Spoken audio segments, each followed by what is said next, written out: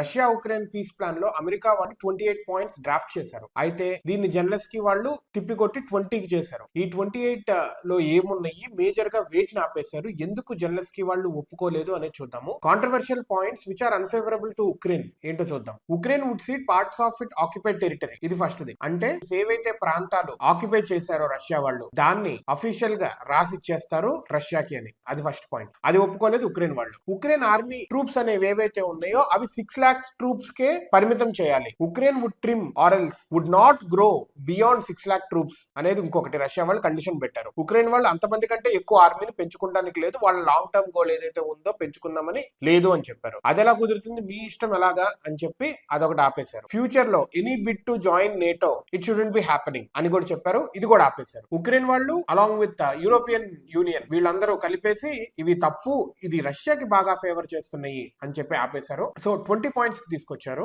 మొత్తానికైతే ఏ డీలు అవ్వలేదు, ఏ piece talks జరగలేదు. ఎటువంటి పీస్ టాక్స్ అయినా ఉక్రెయిన్ వాళ్ళని కలపకుండా కనుక వాళ్ళు డిసైడ్ చేస్తే అది బ్యాక్ ఫైర్ అయ్యే ఛాన్స్ ఉంది అండ్ మాస్కో హ్యాండ్ స్ట్రాంగ్ అయ్యే ఛాన్స్ ఉంది. సో ఏ పీస్ టాక్స్ లో అయినా కానీ ఉక్రెయిన్ వాళ్ళే ఫస్ట్ నుంచి నో చెప్తా ఉన్నారు. సో ఐ థింక్ ఉక్రెయిన్ వాళ్ళని ఇన్వాల్వ్ చేయాలి while making this peace talks. So we have to see how this peace deal or whatever it is goes.